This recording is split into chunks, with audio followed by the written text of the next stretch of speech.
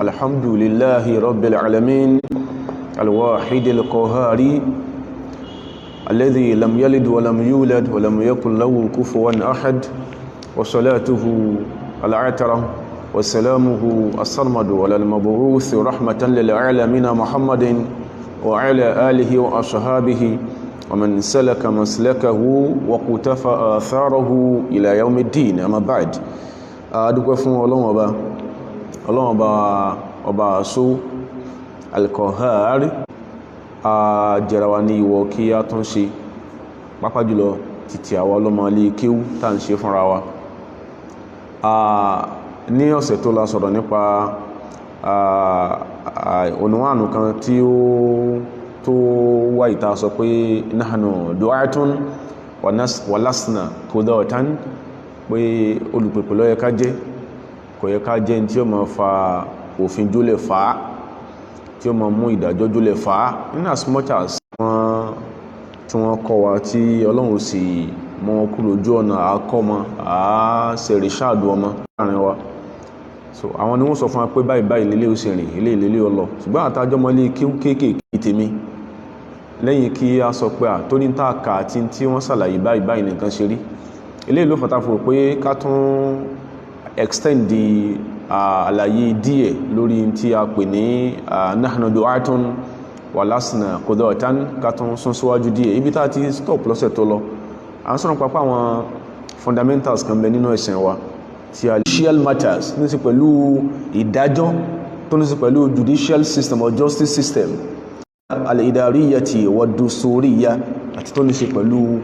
constitutional matters. Islam ó sẹ̀bùn lábàlá àwọn kan wọ̀nyí, interpretation tó bá jẹ́ àwọn grand principles ni wọ́n ṣe tó ń fi kókè ààrá yóò sí nǹkan kankan lófin, tó súnmọ̀ ìpé táwọn factors tán consider àwọn nǹkan tí mo ń sọ ìlábalẹ̀ ilé àní dual mush lórí ẹ̀, àwọn al-mahakim ash-shar'iyya, àwọn sharia courts, in táwọn bàbá wọn máa ń ṣe ń bẹ̀ nìyẹn. Wọ́n kàn study àwọn kan kọ́sọ̀ bá sí máa ń sí ilẹ̀ Yorùbá nù, tánbálà àwọn àfáà kan parapọ̀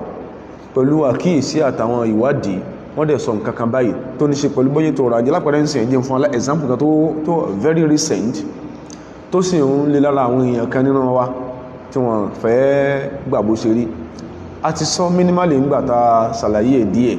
Ní tó wá ní ṣe pẹ̀lú financial matters, ó lè lo discretion tí ó yẹ kó lè lọ, ó yẹ kó lè fall into place táwọn àfáà bá wò pé pẹ̀lú nǹkan báyìí pẹ̀lú nǹkan bá kéèsì báyìí kíní ilé mọ́ lọ́wọ́. Àpẹẹrẹ irú ẹ̀ ni a máa ń tàpẹ̀ ní cryptocurrency. Nígbàtí CBN sọ pé bákan ní ó ṣe báyìí ló ṣe gbọ́dọ̀ lọ, I'm very sure lọ́pọ̀lọpọ̀ Islamic countries, bóyá Gulf Arab states ní àbáwọn tó jẹ́ kílórúkọ ẹ̀ non-Arab states, irú àwọn financial dealings báyìí sábà lọ ń bẹ̀. Wọ́n bí ètò oúnkàlùkù gámọ́ gbé yàrá máa ṣòfin fúnra ẹ̀ tí tàbílẹ̀ èyàn tó sọ pé dídí tí wọ́n pè ní ìwé òfin nílùú ìkòkò tó ń lọ́rùn pé ó wà faulty ló sàǹsórí sí àwọn ìbò kan. So ibi tí mo ti lọ ní pé àwọn tó wá ní sí pẹ̀lú ètò ọrọ̀ ajé, ètò ìṣòfin, ètò báwo ni a ṣe ń gbé ìdájọ́ kalẹ̀, àbí báwo láti mọ́ bára wa lò lọ́nà pé bóò ni ó ṣe involve owó, àwọn nǹkan wọ̀nyí, àwọn tó bá já wọn al-ahkam as-sadira min tilka an-nawahi, àwọn tó bá já àwọn òfin tó bá wá láti àwọn angles yẹn, ó mọ́ wà subject to variation in terms of ni ó lè mú lé ní kan bí pé ní kan sọ pé àmàna haram gbogbo ẹ̀ ó gba a meticulous study. Kìíní ó study basis tó ní níbi tán ti ń lò ó wà study àwọn basis tó jọ nínú tẹ́sìn wá sọ, èyàn compare and contrast. Torí sometimes wọ́n lè mọ́ arabicize a particular practice, ó lè mọ́ sílẹ̀ ní kíkan lárúbáwá kó ṣe wípé àwọn condition tán attach mọ́ bó ṣe rí náà ó lè mọ́ fún nígbà nǹkan kanú ẹ̀sìn wa. Nítorí pé wọn ò kọ́lẹ̀ lárúbáwá kan sọ pé ìwọ̀ ní lọ́rìn àmì ó kàn fún wọn ní general framework within which they will be operated. Yóò kàn fún ní framework kan pé alámọ̀rí yóò fún ní ojú ọ̀nà kan tó pé tán bá ti ń fọ́ sójú ọ̀nà yẹn yóò ní táwọn fọ́mọ sọ́npa ẹ̀, tán bá ti fọ́ sójú ọ̀nà yẹn yóò ní táwọn fọ́mọ sọ́npa ẹ̀. وتركت وسائل التطبيق، ṣẹ̀ríà wá fi implementation àwọn nǹkan yẹn wa tafsilat ezekiti yóò filẹ̀ fún àwọn lẹ́hálì wal aqdi tẹ́tẹ̀rí yóò filẹ̀ fún àwọn ògbónágbòǹgbò tí dátọ́ lẹ́yìn òun láwọn afá ahàlú alhálì wal aqdi àwọn náà sọ pókè pẹ̀lú báyìí àti irú nǹkan báyìí àti irú nǹkan báyìí ó ń dáwà tí mọ̀ rẹ̀ bá ti kà mọ́ bẹ́ẹ̀ náà sì ní bá jẹ́ àfá tí ojú ọ̀nà tó gbà gbẹ́kọ̀ọ́yé tí ò bá irú nǹkan báyẹn mọ́ mọ́ nagun ẹ̀ mọ́ sọ pé kí ni wọ́n sọ ń bẹ̀ láti sọ̀rọ̀ lọ́sẹ̀ tó lọ pé a mọ̀ sí mọ̀rọ̀ àtú àtàkọ́sùsì a mọ̀ sí mọ̀rọ̀ a mọ̀ consider a mọ̀ pọ́nlé specialization ẹni tó ṣe al-iqtisad Islamic finance as a course ìwọ tó ṣe pé tí wọ́n ṣe ní at-tadbiya mọ́ bá ṣùgbọ́n àwọn in tó relate mọ́ nǹkan yìí ẹni tó jẹ́ àwọn tó jẹ́ al-mutakhassisun fi al-iqtisad al-islami wọ́n lè sọ pé báyìí ní ó ṣe rí àwọn bóòl àlàyé bóòl láti ráwọn nǹkan ìlú bóòl láti gbọ́yé kí ni wọ́n ṣe bí yẹn bá fẹ́ sọ̀rọ̀ ń pa ẹ̀ kódà kí specialization rẹ̀ ọlọ́ náà bẹ̀ yóò ká ń táwọn ẹsẹ̀ kí ní o tí wọ́n kọ ìtí wọ́n gbìyànjú wọn yóò ká research findings wọn yóò ká ibi tí wọ́n ti ní tí ó ń kọ́ tó supervise project rẹ̀ kó jẹ́ pé èjì kan ẹ̀lẹ́jọ́ ní ọmọ ìṣẹ̀lẹ̀ bẹ́ẹ̀ dáadáa wọ́n á bí ọdá kó bá sọ̀rọ̀ bó sí bá wọn bá sọ̀rọ̀ ṣùgbọ́n lè kí ó mọ́ wọ̀wọ̀ so ẹlẹ́kejì tá a sọ lọ́sẹ̀ tó lọ àsọ̀rọ̀ ń pa al-masail at-tashri'iyyatu al-qabilatu lit-tabdil àwọn alámọ̀rí kan tó bófin dé nínú ṣẹ̀ríà yìí tó ṣe pé a change ẹ̀ òun ẹlẹ́kejì lit-tabdili lit-taghyiri pé kí ní yìí ti ń bẹ tẹ́lẹ̀ ṣùgbọ́n ní sí ọ̀yọ́ pé kí ní yóò sí mọ́ lábala yẹn náà a máa pẹ̀rọ àtòrí àwọn kan bẹ tó ṣe pé bí ìlú wa ìṣe rí bí àwọn àyàt àbáìnà al-munsarimin challenges àwọn bàbá wa tó ti lọ ló mú ọmọ ṣàwọn kan kọ̀ọ̀kan tí ó sì wọ́n polongo ẹ̀sìn àwọn sọ́ọ̀rọ̀ ẹ̀sìn kò fẹ́ sí ó mọ́ sọ pé láti lè báyá tó kún lé ní ó sọ̀rọ̀ ẹ̀sìn múṣẹ́ kó sí sọ àwọn bàbá ìtẹ̀ tó wà resilient ká ní pé báwọn ṣe rí ń bí ni ká ní pé àwọn situation táwọn grapple pẹ̀lú ń bí òun lọ̀gọ̀rọ̀ àfáà fil alam al-islami na grapple pẹ̀lú àwọn èyí tó ń lámùmára iná lásán ni ó ti máa kódà kàmúnà láàrin oṣù mẹ́fà ẹ̀mẹ́ àdúgbò tó sọ pé àwọn oṣù mẹ́fà ń sí iná nẹ́pà ọ̀sẹ̀jú sánmù òsì tó torí ẹ̀jábọ́ kàmúnà lọ láàrin ọ̀sẹ̀ kan lọ́gọ̀rọ̀ ilẹ̀ lárúbáwá àtọmọ ìlú àtàfà àti joyè àtọmọ ilé kéwú àtọba ní ọmọ complain ká ní pé situation tó wà grand táwọn bàbá yẹn tán bá fà á tí ọlọ́sẹ̀sẹ̀ wọn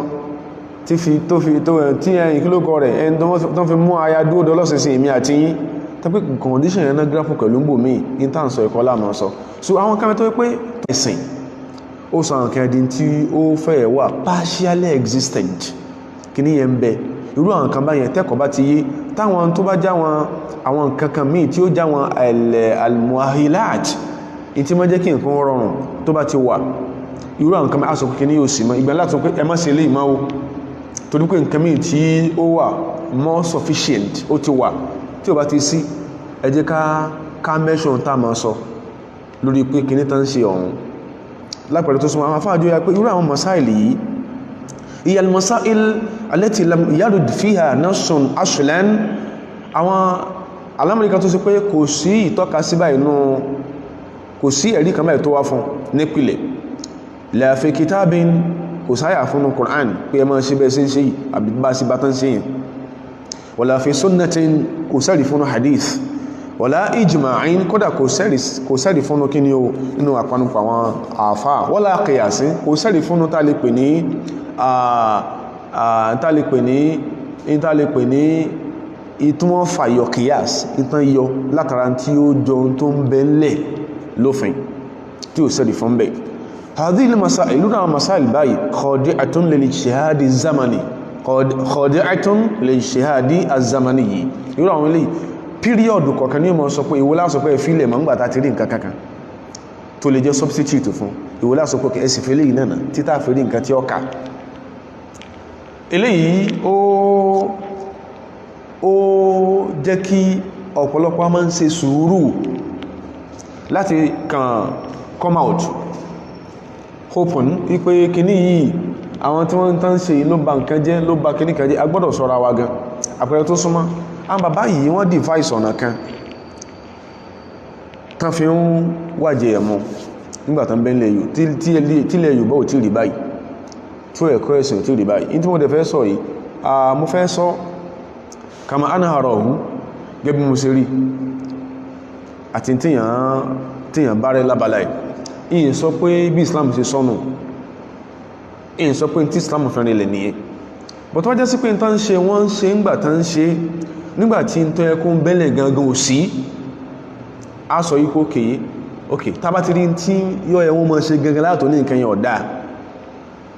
bóńkálukú èmi àti ẹ́ ṣe wà yìí tàjọmọlé kéèkéèké yìí àwọn kankan mú bẹ́tẹ́ pa àrùbọ́yà àwọn bàbá yẹn àṣejù náà fi tẹ́ pé mi àti ẹ́ náà ṣe ń sìn òdodo lò kí ń gbó lòdì sáà kí ń fún ọlẹ́nfílòpù tó kúrò lé wọn kí ń create account ẹ̀kọ́ tó kúrò lé máwùlẹ̀ dóde in the presence of those bàbá tó ẹ́ pé wọn ò ní nǹkan míì tí wọ́n ń ṣe orí ibi tí mi àti tó bá jọmọ gidi táì sọ máa lè ká tó lè ní bàbá ẹ má don't let us go begging lóde mọ́ ká tó lè máa sọ bẹ́ẹ̀ wọ́n ní nǹkankan tí tàbá ti dé kọ́dà kan gba 10 kọ́bọ̀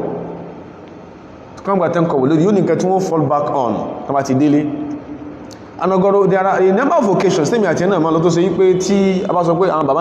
bàbá yẹn ló wà ń bẹ́ ẹ má gbọ́ tán bá parí tí wọ́n ṣe tán tí mímí àti ẹmọ́rọ̀ mọ́lé kí ó kéèké lọ pé lọ bá ń pé àáfà tó ṣe wá sí tí ẹ ń kọ́ kẹ̀ẹ́kú wọn náà gbà rárá mẹ́ sàgbọ́dọ̀ wà sincere pẹ̀lú ra wa agbọ́dọ̀ wà sincere pẹ̀lú ra tí nǹkan bá ń bẹ́lẹ̀ ta ní ara ẹ gbà kó máa rú ẹrù tíra kiri kó máa pariwo wá sí kiri in the Arab world kó máa rí bí kankan tí ń ṣe nǹkan tí nǹkan tí ń dàbí nǹkan fún níparí oṣooṣù ó sẹ́ni tó ní máa ṣerú ẹ̀ kiri so á kẹ́ àwọn bàbá yìí kí wọ́n ti ẹ̀ gbìyànjú tàbájọ́mọ gidi táìsọmọ kọ́mọ tàbájọ́mọ gidi táìsọmọ kan tàbájọ́mọ rí ọ̀yẹ́ kó ní kóòtà kọ̀ọ̀kan tàà náà mọ̀ contribute òdodo ní pé kásọ káàkì ń gbà wọ́n ní kóòtà kọ̀ọ̀kan mọ̀ contribute sí báwọn bàbá yóò ṣe change that way of living tàbá tó rárí tàà mọ̀ ṣe fún wọn ẹjá ṣe sùúrù ẹ má jẹ́ sọ ń sọ gbogbo tán fi ṣẹ̀mí ayé wọn ṣe ìranù nígbà mọ́ jẹ́ bàbá tẹ́nà náà sọ rú ẹ̀ sínú rẹ̀ ònàdòsí sọ pé Islam endorse àwọn kan wọ̀nyí ìkan nínú àwọn tí wọ́n believe pé gẹ́gẹ́ bí àti ẹ̀nà sí mọ́ sọ lónìí wípé àwọn nǹkan kí ẹnìkan mọ́ káàfà débì kan kó sọ bóyá ẹ̀sàn owó kí nìkan mọ́ sí mọ́ sọ yẹn kí mọ́ wulẹ̀ tán go into àmà several details lórí yẹn wọ́n believe pé kí níyẹn máa ń tàbùkù àfà ok wọ́n believe pé kí níyẹn ò fẹ́ mú pé káàfà kó wà self-sufficient ṣùgbọ́n mọ́ jẹ́ pé nature mọ́ ṣe pilẹ̀ kéwú níbi tá bára wọn lẹ̀ Yorùbá yìí wọ́n jí wọ́n jú ìjó ní ló ṣe ìjó ní àmì nísìn ló ṣe ìyàtọ̀ sí tèmi àti ẹgbárẹ́ wọ́n jí yẹn pẹ̀lú bá ti lè kéwú tán báyìí ó ti tán nígbà tí ọrọ̀ ọmọ sàn bí kí ni o bí omi and that was the ọ̀kan so that is the philosophy thinking táwọn bàbá yẹn bárẹ́ táwọn fẹ́ jú yẹn pé kò rí bẹ́ẹ̀ mọ́ lónìí èmi àti ní ọ̀sàpá bó jẹ́ pé nínú ìlú tẹ́sì ti tàn ká táwọn àfá àti ṣiṣẹ́ tó fi tàn dé bí a máa rá àfá láti sọ fún lágbájá ní ìdí nǹkan báyìí wọ́ olówó ní ọ fún tó bá fẹ́ sánsì sáà fún ọ pé lágbájá olówó lẹ́yìn ọ̀pọ̀lọpọ̀ intómi àti ń kà ní ìkẹsìn tíra àwọn kan wọ́n kàn pé àfá ọkọ̀ tí àpò ń ti kọ báyìí lágbájá ẹ̀yìn print yẹ ìyẹn náà ńkọ́ you know, it's part of the only issue than discourse bílù tó ti ṣe rí nìyẹn kátà sọ pé tó pé wọ́n ti regulate religious preachings o kàn lè ọmọ sáàsì máa sọ pé kí ni máa sọ pé olóòsè wà sí èyàn lọ jẹwa nìyẹn so wọ́n ti register wọ́n ti license àwọn kan kọ̀ọ̀kan àwọn tó dẹ̀ license ẹ̀ ó ti mọ̀ pé there must be a reward system fún license àwùjọ tí wọ́n ti advance ẹ̀ẹ̀kan náà kọ́lá àwọn ó dé bẹ́ẹ̀ níbi sèmi àti ẹ̀tà àlè fẹ́nì àlè má fọ́jú fònà lọ́fẹ̀ẹ́ bí súnà ṣe yíya tó bá ṣe máa ń sábà prófẹ́sẹ̀ àìlè má fọ́jú fònà lọ́fẹ̀ẹ́ ọ̀rá tí àbòyàn lọ́fẹ̀ẹ́ rí dípò kó àyá ń tí àrẹ kọlọ photocopy ẹ̀ dípò kó àsọ kó fún ara ẹra tí à fún àbúwá fún ara kó tí à láti ibi tó ti ń bọ̀ pé kọ́ á fún ọlọ́fẹ̀ẹ́ ìwé ń ṣe rú ẹ̀ náà ọ̀dọ̀ fẹ́ káà bàbá yẹn fi tán ṣe ilẹ̀ ká má ṣe nǹkan mi sẹ́ni tí ó dasọ fún yàn tó rìn ìlà àkọ́kọ́ wò ibi tí mo ti lọ nípa àwọn kamẹ́ tó ṣe pé bá ṣe bá nìyẹn yóò change ṣùgbọ́n bóò ní ó ṣe change kò ní change all of a sudden yóò change through philanthropic effort èmi àti yín ìkaná tó tójú tó wọ́n ṣàlàyé fún wa pé kíní yìí kò dẹ́ káwọn afọ́ lọ bì kankan lọ ẹ̀yin náà máa gbọ́ àfáà tó fẹ́ pè sí ibi súnmọ́ ẹ̀kọ́ wá sí wá sí Ìlọrin ló ń gbé lápẹẹrẹ torí pé in tí wọ́n máa ń sọ ohun àbí tọ́gbọ̀dọ̀ wá máa ń sọ in tí òkè kò mú láàká ìdání Ìlọrin ló ń gbé sí káàfà ìrìn ìṣẹ̀rẹ̀ láti Ìlọrin tọ́wọ́dẹ̀ fẹ́ gbọ́n tó wà kọ́rọ̀ ìtọ̀ sínú táǹkì epo tọ́wọ́ tó á dé náà tọ́wọ́ tí ń lọ padà kó tó rìn ìṣẹ̀ lọ Ìlọrin mishmakul hada kọ̀bálà ká ìmú so tàbá sí kún wò ní ṣe mọ́ kí ló ń bẹ́ńlẹ̀ tí òfin ní jẹ́ wọ́n ṣe tán ṣe mọ́ ìkan nínú àwọn bàbá wa kọ́lọ̀ máa fọ̀nù kẹ́ a máa reference ọ̀rọ̀ bàbá yẹn ọlọ́mọdé nǹkan wọ́n bàjẹ́ lẹ́yìn wọn Sheikh Adam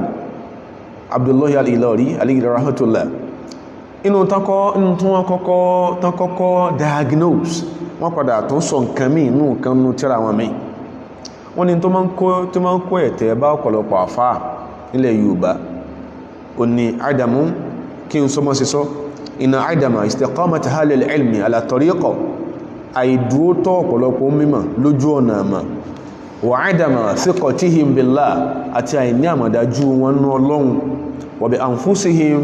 àti àìmọ́ àmàdájú wọn nú ara wọn khalaqa bawnan ba'idan bayna Allahi wa bayna halil ilmi ó kìrìyètì àlàfo tó pọ̀ tó fẹ̀ láàrin Ọlọ́run àtàwọn mímọ̀ وفرض على العلماء أن يتهادنوا مع الطغاة نينجا كوكولا فو ميما لو ما بارتنر pẹ̀lú àwọn ọ̀daràn ويركزوا عفوا وأن يركنوا إلى الذين ظلموا نينجا كوكولا فا sinmi sọ́dọ̀ àwọn alábòsí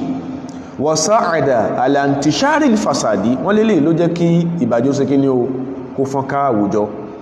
وتغلغله بين العباد lẹ́kí ìbàjẹ́ kó ráyè jókòó láàrin àwọn aráàlú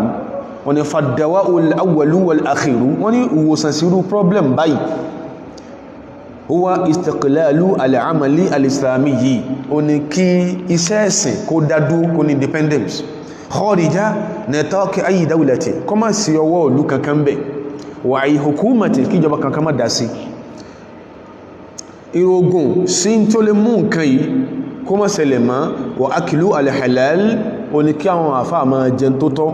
wa muraqabatu an-nafsi kan sì máa kí ìsẹ́mi ara wọn wal qana'atu wal 'iffatu was-sina'a kí wọ́n ní ayé ọkàn kan sára fún tí ó bá wọn ló kọjẹ́ was-sina'a kan sì ní tí wọ́n máa ṣe wa kullu 'alimin aw wa'idhin wọ́n ní gbogbo mímọ̀ tàbí ń wà sí yataqada ajran shahriyan tí ń gbowó oṣù min hukumatin aw jama'atin lọ́dọ̀ ìjọba kan àbọ́dọ̀ ẹgbẹ́ kan kọlámà yastati'u an yaqula al-haqqa wọn ló kọ́rígbà tí ó fẹ́ máa sòdodo ala man yu'tihi al-hajra fún ẹni tó bá ń san owó ọ̀yà rẹ̀ eléyìí ni ìtàn kọ́kọ́ múlákìsí but pẹ̀lú with insight lẹ́kìn sọ pé masail tashri'iyya qabilatun lit-tabdili with insight àwùjọ lẹ́yọ̀ tó ti kójọ́ tí wọ́n structure àwùjọ yìí nǹkan mẹ́rin lẹ́sìn wá sọ bó ti yẹ̀ sí kún wọ́n bá kéwú láwùjọ yìí ni wọ́n bá kọ́ Islam láwùjọ yìí ni nǹkan mẹ́rin lẹ́kọ́ ẹ̀sìn sọ ní kéwú sọ àwọn alágbòsí tó structure àwùjọ wọ́n kọ́kọ́ erase sàwọn tó succeed at erasing the imprint of Islam láwùjọ yìí wọ́n lè fi space lẹ̀ fáàfáà náà èmi àti ẹ̀ta ń lọ léèwé tó pé ABC lanka ẹwọ problem tá ń grapple pẹ̀lú kó sẹ́ orúkọ mùsùlùmí kù ó lè gbénu gbọ̀n báyìí lọ sí interview as a certified accountant kan sọ pé àwọn gbà ọ́ láwùjọ tàbí láwùjọ lè yìí so táà fún ọ̀bá rí míìsì through what he has studied in school tó sì já àfá kí ló fẹ́ máa ṣe kọ́nà bó jẹ́ ganga ọwọ́ ọrùn gbọ̀n báyìí níbẹ̀lẹ̀ ní agbọ̀n rẹ láwùjọ yìí wàhálà ní kátó kan sọ pé àfá lélẹ́yìí ó tún wá ń sọ̀rọ̀ ẹ̀sìn tí wọ́n fẹ́ gbọ́ torí yóò padà expose irọ́ wọn àfikí nǹkan kókùn kankan láàfó òsì ní mọ́ sí sọ ní òsì ní sínúkùnrin bàbá kọ́kọ́ sọ lè inú ad-dinu an-nasiha tẹ́ra wọn pages 11 and 12 wọ́n padà rí nǹkan ìtumọ̀ sọ ní pé ẹmúgbà ìtumọ̀ sọ ní pé àwọn kankan mẹ́ tó ṣe pé ó fẹ́ dàbí èkí máa ń ṣẹlẹ̀ láwùjọ wa ṣùgbọ́n tó ṣe pé ìyá kọ̀ọ̀bílẹ̀ tó ń lè tàbídì ìlì tàbá tí ń ṣe tẹ̀tẹ̀lẹ̀ àní máa ṣe mọ́ ṣùgbọ́n tó wá jẹ́ sí pé àní máa ṣe mọ́ nǹkankan ní òní jẹ́ sí kí ní o káàtà ní fi lè máa ṣe mọ́ ẹ dárúkọ àfáà kan lẹ̀ Yorùbá ń bí bẹ́ẹ̀ ṣe rí that is on the payroll of any government tí òfin ní máa ṣe tí wọ́n ń ṣe ẹ wá dárúkọ mùsùlùmí kan tẹ́yìn mọ̀ inú àwọn tó jọ́tọ̀ òkúlú ṣé bí ilé aṣẹ́wó ilé ọtí mùsùlùmí kọ́ kì í sìn àtàwọn lákìsí wọn tán pẹ̀rọ láàfáà kan tán àrí wọn bá sọ̀rọ̀ èèyàn mélòó nú ẹni tó jọ́tọ̀ òkúlú lù yìí ló place àwọn àfáà on a salary scale wọ́n máa san fún wọn wọ́n máa sọ wọ́n gbówó lóde súnú ọmọ ó lè má tèmi àti yín lọ́rùn títí tí ń tọ́ ẹ ká ṣe gangan ká tó ṣe kódà tábà tó ṣe ń tá ṣe there will be a task force pé sára pẹ́ ń gba nǹkan báyìí lóṣù kọ̀ yẹ́kẹ́ ṣe lè mọ́ mọ́ kò sí wọ́n ṣe bí wọ́n náà ń lo òde tó sọ pé ó fẹ́ flow tó fún lil aitam min qibalika tó ń gba close a million naira lóde tó tún ṣe súnà náà ló ṣe yíò tó ṣe ó ṣe àwọn àfáà tẹ́sìjọ pàdé ó sì fún ten kobo àbí tó kó fún olówó sáwọn kan mẹ́tẹ́ pé a máa farabalẹ̀ sí ni a ní tìtorí pé ní tá ń fẹ́ ṣeun tẹ́ pé bá a ṣe ń ṣe ìlàṣẹ́ mẹ́wàá ṣe lọ alábòsí láàjẹ́ gbogbo tààtàà kọ́kọ̀ọ̀kọ́ táwọn bàbá yàn ọmọ náà ṣe báyàn sáà ni wọ́n asámùkọ́ àwọn kan kí ó lójú kéèké wú àwọn náà a ní wọn ní bàbá ṣùgbọ́n wọ́n ń bẹ ní bàbá tó wọ́n ń fẹnú bíyàn tí wọ́n náà dẹ̀ ní tàbá fẹ́ pé kí n tán ṣe kán máa ṣe mọ́ yóò ní bá ṣe ṣe lẹ́kọ̀ọ́ sọ pé náà náà dùwà tún wà lásìnà kò dọ̀tán ṣàlàyé kíní tó bá rí báyìí tí kíní bá ń bẹ ńlẹ̀ ní ó tó di pé nǹkan kan ó ṣe tí wà ti sílẹ̀ nǹkan yìí ó gbọ́dọ̀ sí sùúrù sí in tó sì ok wọ́n ń ṣe òdodo wípé ànábì òní kẹ́nìkan mọ́ àlùbáríkà wá bá ṣe ń sọ ànábì òní kíyàn mọ́ mọ́gọ̀ wá ìwọ gan fúnra tó ń ṣe wà sí yẹn ìmáàmù àdúgbò yín tẹ́kọ́ dodo láníyàn dáadáa ni ó sáré ká má gbóhùn rẹ̀ mọ́ ó sọ pé oníwà wíkí ó pa ó lè wíkí ó pààyàn ọ̀sán tó gbọ́yé tẹ́pàlàníyàn dáadáa ní ọ́ ibi tí o yọ mọ́sáásí tó ń sọ pé káyá máa kí jímọ̀ lọ́dọ̀ tí ẹ kọ́mọ̀ kí ń gbò mẹ́kún wọlé gbọ́ nǹkan gidi Islamic satellite kó float ọ wà súnmọ́ mọ́mù tó rò báyọ̀ kìí sọ nǹkan gidi yẹn ó súnmọ́ báwọn ló sí lè rí kíìpù ẹ̀ tí ó súnmọ́ rí nǹkan gidi sọ ìyẹn ló gbẹ́gbẹ́ ó ṣiṣẹ́ ẹ̀sẹ̀ kọ́ sọ pé ò sáàfà mọ́ kọ́ sọ pé ò mọ́ kéwú mọ́ bọ́gọ́rọ́ wá afẹ́ máa ń da nǹkan táwọn ń pè ní wọ́n bẹ̀sẹ̀ jẹ́ ń ṣe àdàrú àwọn náà ní gbọ́ fẹ́ gbadé lórí wọn nìyẹn náà in tó kálukú wá ṣe dáwà islahiyya lágbẹ́dá nílò dodo tàbí dodo lágbẹ́ dáwà islahiyya wá ó yẹ kí dáwà yóò ní àtàsánúdù wọ̀tàkátúfù ẹkó nínú tó bá ti nínú à ní fẹ́nu ṣe wá sí ọ̀pọ̀lọpọ̀ nǹkan tí ó sì kí ní o tí nǹkan yóò fi máa fi fall back to normalcy nígbàtí bàbá sọ eléyìí inú àdínú na ṣe ha ẹ pé àwọn event tó override position sí wọ́n ń sàràyé pókè inú táwọn rí tó gbí yóò sì mọ́ lọ́nu mùsùlùmí gẹ́ ò ní identify pẹ̀lú mùsùlùmí ẹgbẹ́ ẹ̀ tó bá bá láyé ìjọba dípò kí yóò bá gbá ìwọ rẹ̀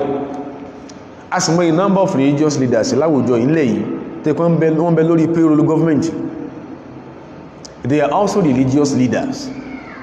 kí ni o máa fà débẹ̀ bá fà bá bẹ lórí payroll kò ní gbówó lóde kódà bá ti ẹ̀ tí ń pín ló ti di kò ní gbà kò ní sàn kankan mí ìta rò bá wọ́n ṣe yẹn bá fẹ́ kọ nǹkan fún yàn ẹ̀ lè gbọ́mọ díjó ẹ̀ lè gbọ́mọ àfẹ́kẹ́fẹ́ mọ́ di ní nǹkan o bá fẹ́ kọ nǹkan fún yàn ó ní bá ṣe kọ́ ní ò jẹ́ kí gbogbo àṣẹ ń pariwo yẹn ìwọ tó ń sọ pé ká máa ṣe tán ṣe máa owó náà ó sọ pé owó òbọ̀nú ló pé olówó òbọ̀ ní àdáyá ni wọ́n ríyàn fún àwọn aládàáyá ẹ tí ní wọ́n mọ́ kéwù náà ní wọ́n mọ́ kankan ẹni kókó fún aládàáyá kankan ìwọ́n gbà bó ṣe ń gbà ká ní pé tí ẹ tó wá ń sàn sọ́dọ̀ tí wọ́n in tó ń preach wọ́n gbà ọ̀gọ̀rọ̀ lílẹ̀ Yorùbá ló ṣe yí pé ara àwọn bàbá wa yẹn mọ́ ṣe mọ̀ yí pé ọ̀pọ̀lọpọ̀ tá a máa ń sọ ní òtán Ọlọ́run wọ́n sì tó rí release àwọn ọmọ wọn pé lọ sọ́dọ̀ àfáà lágbájá lọ́mọ kẹ́kọ̀ọ́ lọ́dọ̀ rẹ̀ tí gbọ́gọ̀rọ̀ ń kálukú ṣe change ní ẹ̀yìn kẹ́kẹ́lá àfáà tán ní kó kọ́ àwọn lẹ́kọ̀ọ́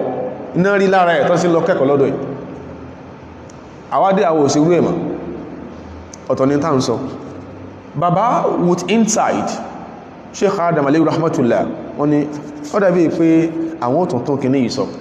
benatari space tí ó bá tí ìsí tàbá tí ma ṣe tó ẹka ṣe kí mùsùlùmí o máa ṣe káwọn àfáà nínú àwọn àfáà wa tọ́lọ ń ṣàánú káwọn náà máa ṣe rí ẹ̀ ká máa ṣe rú ẹ̀ bọ́ bá ṣe rú ẹ̀ṣẹ́ bí rẹ ẹbí ó dàrú ìwọ nìkan ló ní chain lọ́wọ́ nítorí pé bí ò ti gbọ́n tó gbọ́ lẹ́sìn òṣè dára sí wọn ẹbí ó dàrú ọtí ẹgbẹ́ ó dàrú ká sọ pé láwùjọ afẹ́kára àwùjọ fi tán ṣe ilẹ̀ kán sì máa ṣe ń tààrù bó normal wọn ní ṣe for free. Sufyan bin Umayyah radiyallahu ta'ala anhu ó ní ànábì wa sallallahu alaihi wasallam ṣáájú ọjọ́ ẹn tó hate jù ló ń ṣe Ọlọ́run Sufyan bin Umayyah ayyama kana kafiran ó lóun hate ànábì bàjẹ́bàjẹ́ ó ní ṣùgbọ́n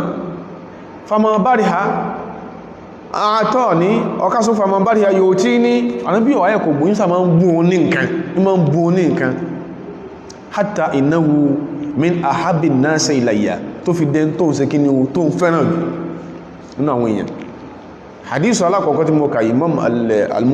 Muslim ló gbà wá látara nǹkan funfun ó fẹ́ káwọn gba nǹkan lọ́wọ́ rẹ̀ iná ló ń kí àwọn bàbá yẹn mọ́ òun sàfáà làákàí wọn òun dọ̀ lálà tí wọ́n ń ṣe bó tó sì mọ̀ pé ọ̀pọ̀lọpọ̀ tán ń ṣe náà tó jẹ́ wọ́n sí náà ní tàn sálàyé gẹ́gẹ́ bí at-Tarikh lil-Waqidi wọ́n ní ó ń ṣe Ọlọ́run bùn Safwan ọmọ Umayya ní odidi ọgbọ́n Ànábì fún ní wadiyan mamlu'an iblan wa na'ma wadiyan mamlu'an iblan wa na'ma Ànábì bùn ní odidi ọgbọ́n tí ó kún kẹ́kẹ́ fún kí ni ó ràkúnmí lákọ àti náàmà ràkúnmí tó ṣe yí pé ó tó dáájù ràkúnmí fún kábá sí mọ́ sọ Ànábì kó fún Ànábì bùn Safwan àwọn ní rọ́dátàl àníhú ó ní ashhad ma tabat bi hadha illa nafsu nabiyyin ẹni kò ní búnyà nírú tó bùn mẹ́yìn àfikó jà níbi lódodo tọ́sọ́ di musulminu ìwọ̀ lọ́wọ́ bá bàbá yìí lóde ló sọ wọn pé kíyàn wá mọ́ jókòó kó mọ́ sòsì kó lóun ti ṣe àfà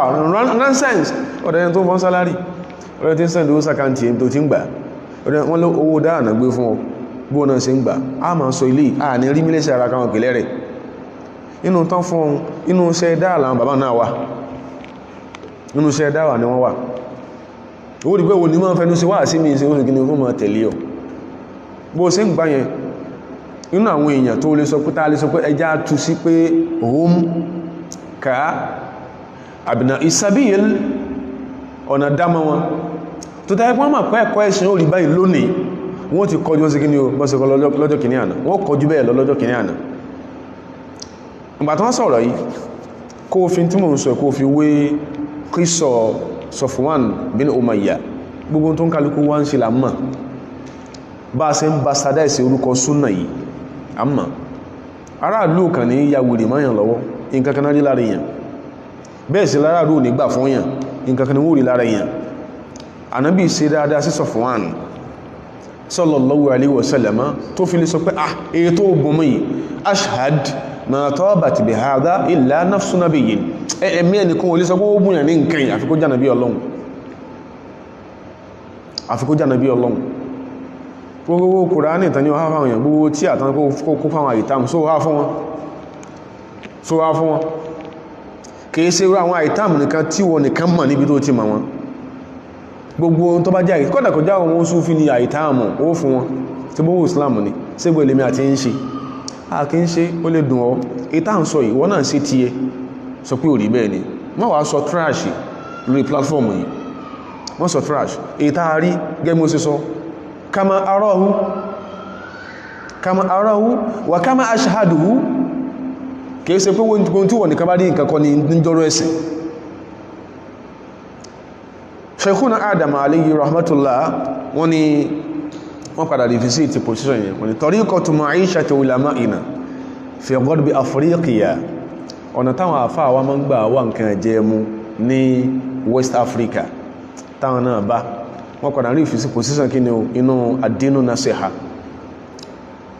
wọ́n ni tó bá já sí pé kí n gbọ́rọ̀ ní masu gbé wá idha kana khutaba'u limanabiri wa ahimmatu al-masajid fil alam al-arabi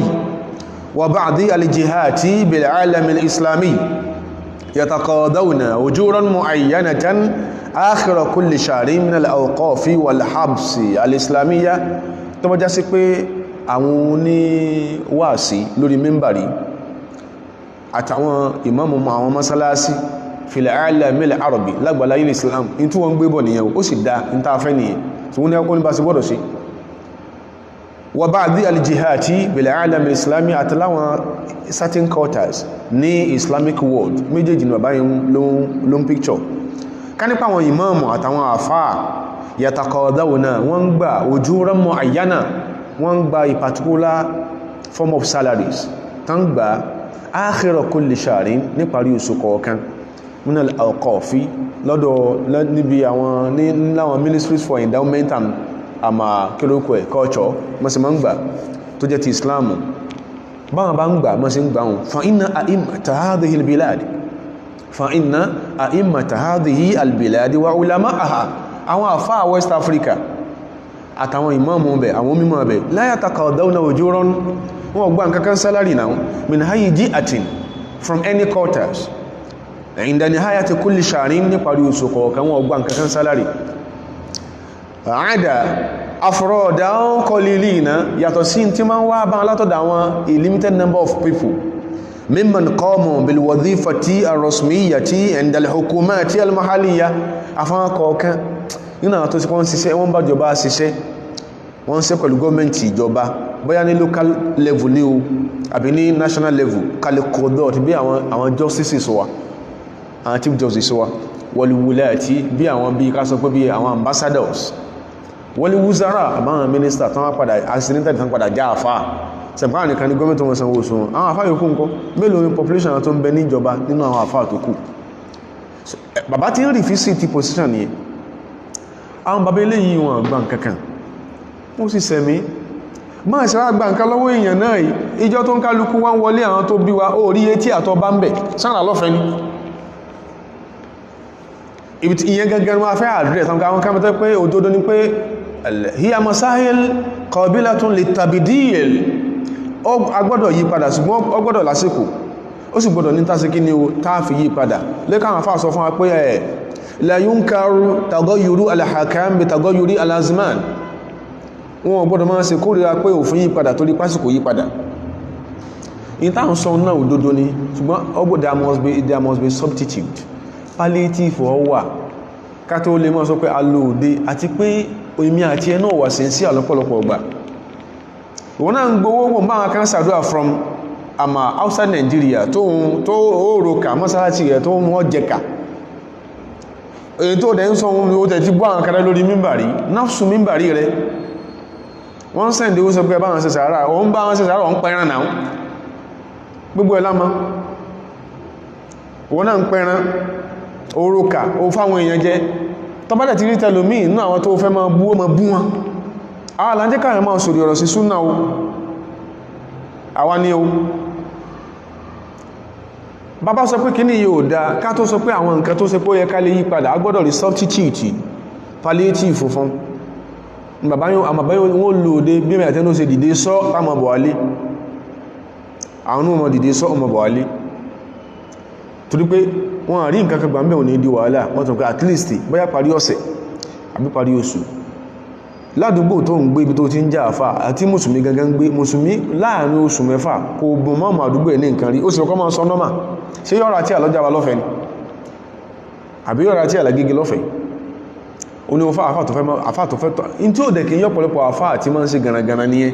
àwọn tó ní kó ṣe wá ṣe pé àwọn at least substantial lecture làwọn fẹ́ gbé lẹ́nu rẹ̀ sára tí àfọn àwọn tó ṣe wá tó ṣe pé jazakumullahu khairan ọ̀tán ìyẹn ló fi wọkọ̀ padà sí Ọ̀ṣun tó ti wá ìyẹn ló fi wọkọ̀ padà sí Ìlọrin tó ti wá in tí ò kí yá ni pé mùsùlùmí wọ́n fẹ́ kí àáfà máa sọ tó táwọn lọ́rùn kò wá sáwá tí ìfọ́ sí kàtígórì yẹn in tó táwọn lọ́rùn fẹ́ káwọn àáfà máa sọ àwọn nǹkan báyìí ń bẹ tó ṣe yí pé òdodo ni pé yóò yí padà ibi tó ti lọ bàbá yẹn sọ pé àwọn bàbá yìí yóò yí padà lódodo ṣùgbọ́n gbọ́dọ̀ ní tí ó yí padà fàínàmà ya'tamidu aksaru al-ulama ọ̀pọ̀lọpọ̀ àwọn àfáà wọ̀nyí ní West Africa nílẹ̀ Yorùbá to be precise wọ́n máa ń sábà gbára lé ala amali aidihim iṣẹ́ ọwọ́ wọn wà àrọ̀kí jabinihim oògùn ojú wọn ọmọ gbára lé mìíràn àti wọ́n lè máa dákó àwòsínà àti kọmọ síṣẹ́ ọwọ́ gbogbo wálásí mọ́ táwọn afáwà kọ̀ọ̀kan tí wọ́n ṣe ẹni tó sọ pé ẹ̀wà ní ń tà kan tó kọ́lé ikéwú ẹni tó sọ pé wọ́n lọ́kọ̀ tipa wọ́n lọ́kọ̀ tazé tí bá wọn nájà kan tó kọ́lé ikéwú wọ́n sì rún gbogbo ẹ̀lẹ́ lórí yányán ẹjọ́ tí ò sẹ́nìkan tí fọ́n tẹ́ ń kọ́bọ̀ tẹ́kù bó ṣe rírí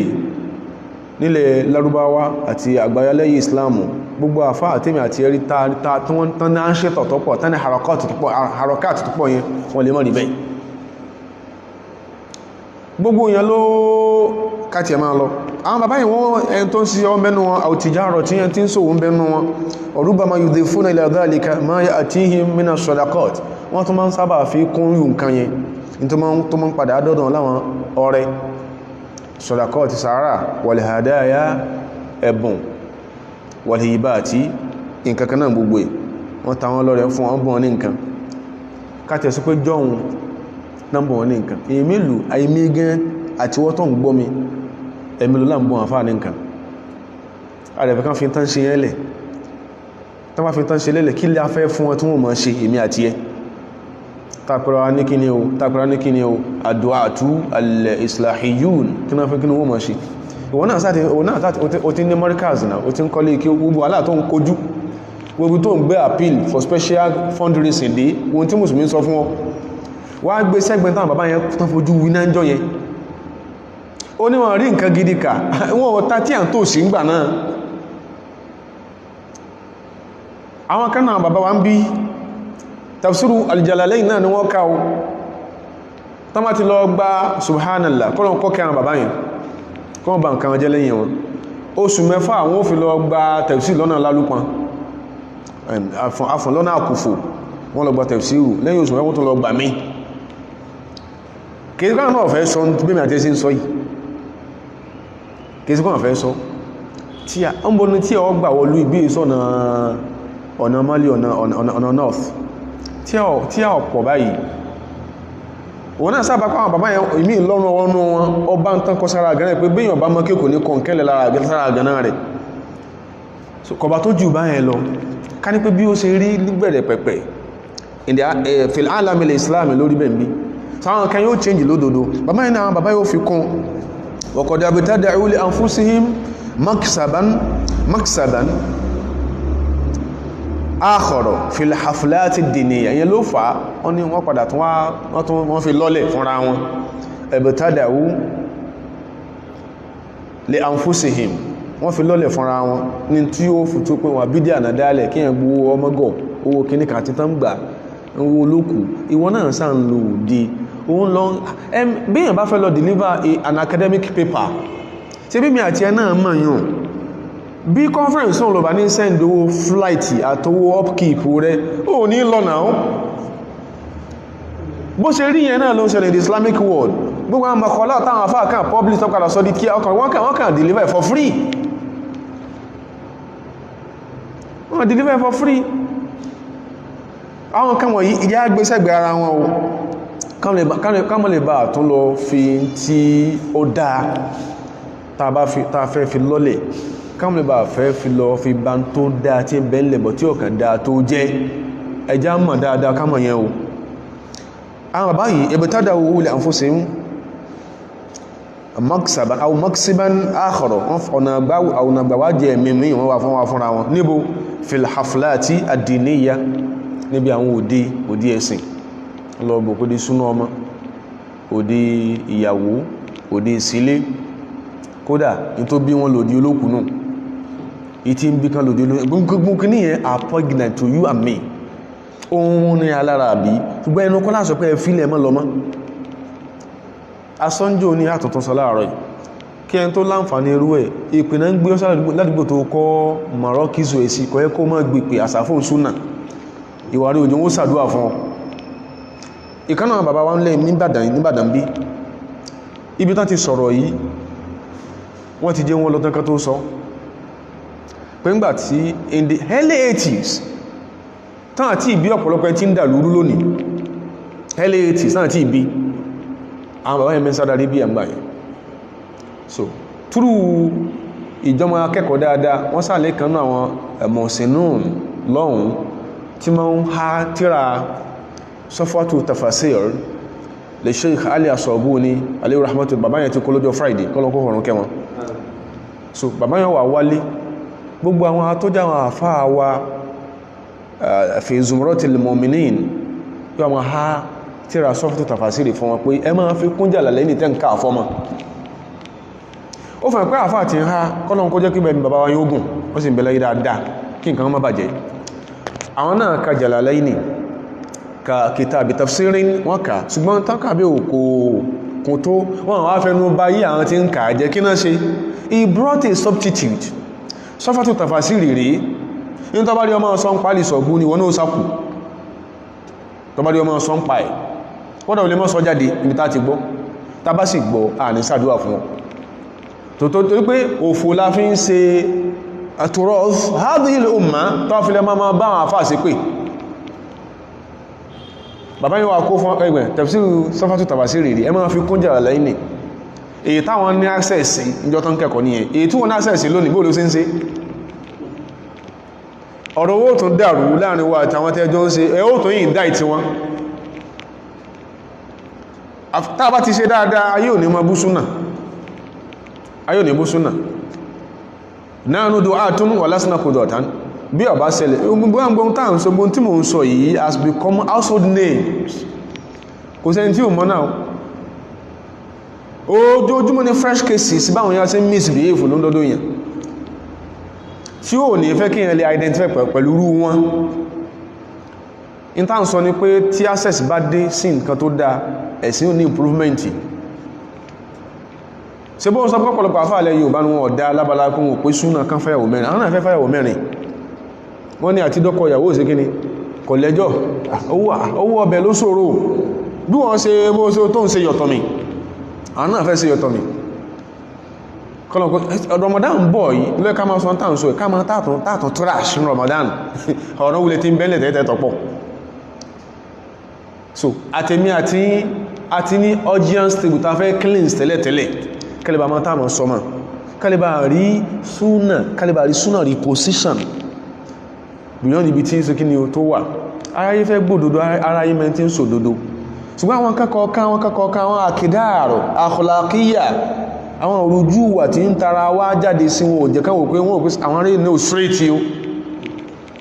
ìròyìn lẹ̀ sí ń fà bàbá yẹn ni àwọn bàbá yọ wọ́n bá gbọ́ òde lọ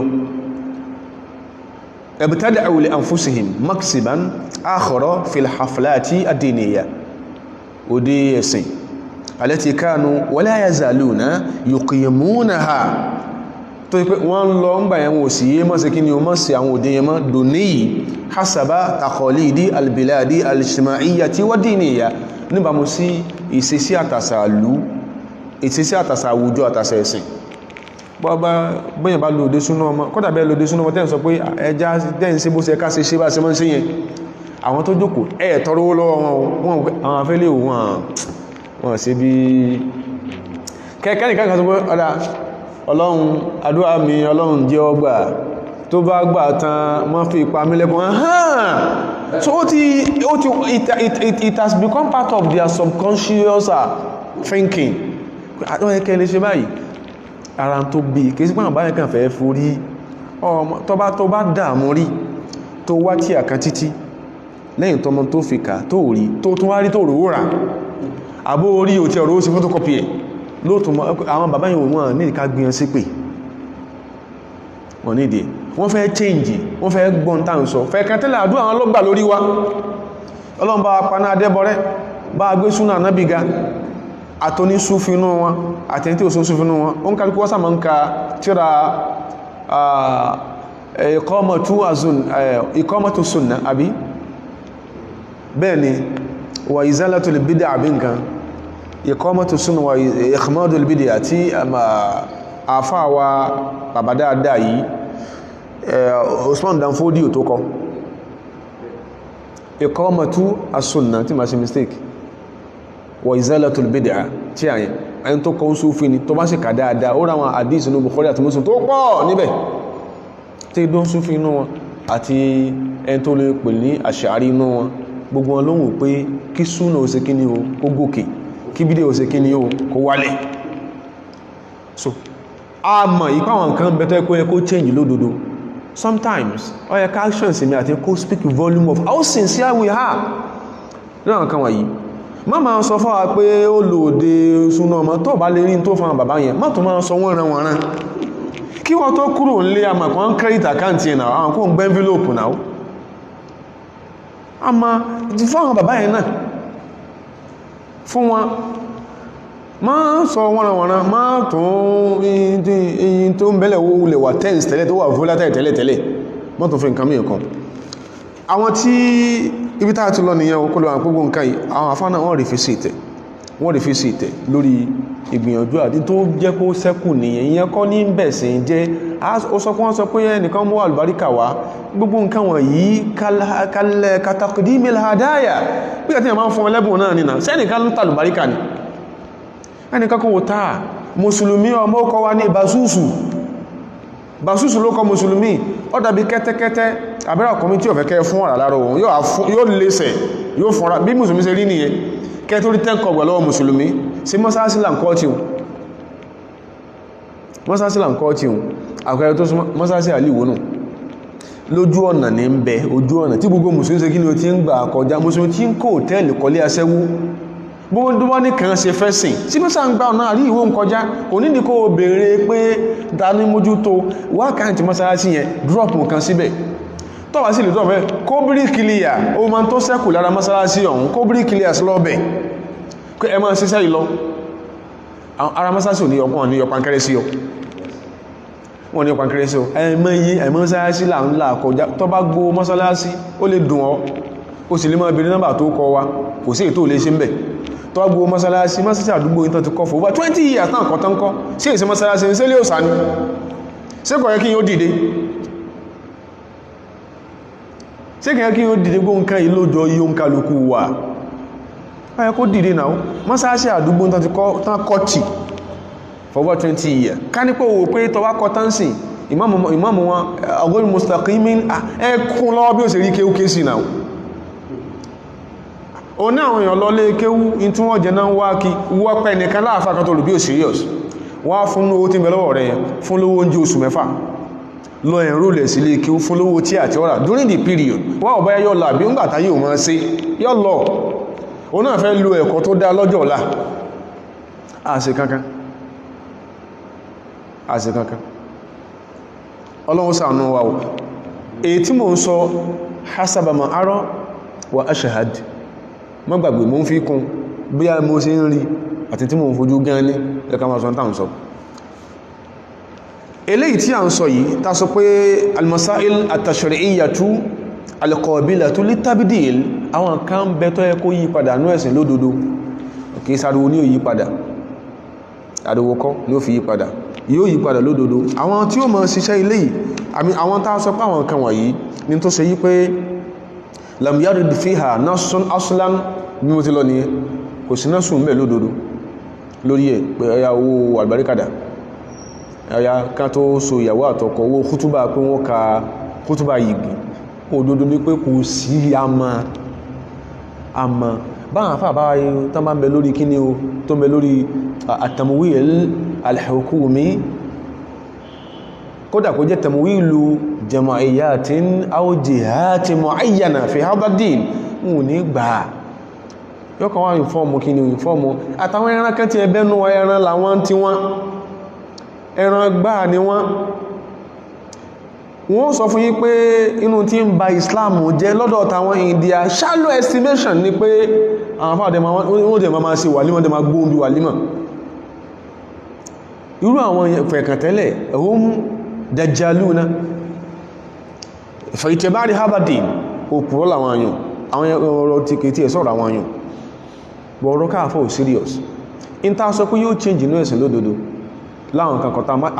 example sùúrù ẹ̀ pọ̀ dáadáa tó pọ̀ dáadáa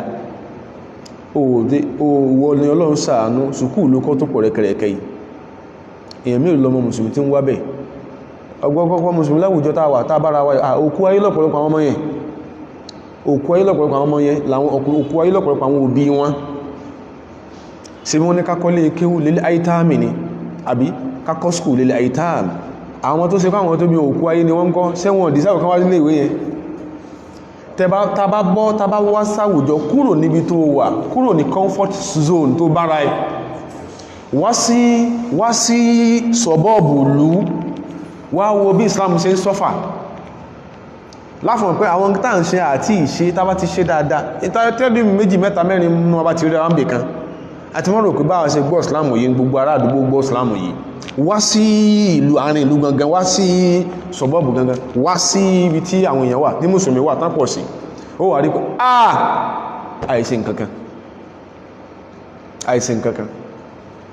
kọ́lọ̀ kó sànú wa àwọn nǹkan tó sí pé kò sí náà sọ̀fọ́ lódodo kò sí súnà kò sáàdìsì fún kò sí ìjìmáwà fún kò sí kìyàs fún táwọn èèyàn dẹ̀ ń ṣe àwọn náà wọ́n sọ pàrẹ ẹ̀sìn lọ́wà tó o bá busy as a Muslim tí gbogbo tí o fẹ́ mọ́ sí láyé tí Ọlọ́run ti bọ́ tó lónìí láyé pé àwọn èèyàn wá fún àwọn fi lágbájá àwọn máa sùn wọ́n sáwọn pankẹ́rẹ́ lójú wọn ní fi lórí wọn tó pé ó busy òun rí nǹkan ṣe so ẹni tí ò rí nǹkan ṣe wọ́n fi rú ẹ̀ lọ ẹni tó rí nǹkan ṣe gan fi lọ gbogbo náà kọ́ láma wave kò lè irú ẹ̀ ló ń ṣẹlẹ̀ o wọ́n fi rú ẹ̀ lọ so ó dẹ̀wọ̀n pé at least this an alternative to kó náà yóò sọ pé intense sí ń bẹ̀ nínú sọ bẹ́ẹ̀ àfẹ́ káwọn kan yóò ṣẹlẹ̀ mọ́ ṣùgbọ́n bọ́wọ́ láti ṣe sincere appeal ní o lè má ti Ọlọ́run o and yóò lè ti torí ẹ̀ go on here kó sọ tó wù ọ́ ibi tí irú ẹ̀ ti ń ṣẹlẹ̀ tá ti ń rírú ẹ̀ àwámọ̀ ó sì yé wọn náà so àwọn kan wọ̀nyí hadhihi al-masail khadi'atun lil-ijtihadi az-zamani irú àwọn àlámọ̀rí báyìí ìgbìyànjú from time to time lásìkò òkè ilé ìgbọ́dọ̀ wà tẹ́lẹ̀ bá ti wá ọ̀rọ̀ pé ẹ̀yìn àfóò níwàásí ó ṣe wáàsí tán ẹ̀sànwó mímọ̀ lára fún wáàsí tí káà fún wáàsí tó kúrò nílé tàbá ti ta ṣẹ́ pé ìyẹn we can't it as an eyesore káà fún wáàsí tó kúrò nílé mùsùlùmí bàjẹ́ gan abàjẹ́ pọ̀ ẹfẹ́ a classic ama scholar kọ́ wá sí wáàsí Ramadan so yóò mọ̀ rinṣẹ́ bọ̀ láti ilé rẹ̀ yóò sì rinṣẹ́ wá yóò sì tún rinṣẹ́ lọ so lọ́dọ̀ ti mùsùlùmí tí ó yá àfáà tí ń pẹ̀lú ọ̀bọ̀jẹ́kó nìyẹn lọ́dọ̀ mùsùlùmí bí kí àfáà ṣe rí nù kọ́mọ̀ ní kẹ́kẹ́ ní dáadáa táwọn ma ṣe sí kọ́kàn wọn fara gbolẹ̀ fún wa ṣe bí wọ́n náà rí bí mùsùlùmí sí lábala lé kéwú tó dálẹ̀ tíra 50 naira mùsùlùmí sọ pé wàhálà àwọn àfáà yín pọ̀ ó jókòó síwòye tó ná sí lesson kangaroo lessons ní yí ọmọ lọ àwọn kan yẹn khadi'atun lil-ijtihadi az-zamani wa tatawwuri al-maslahi gbogbo táwọn afáàkù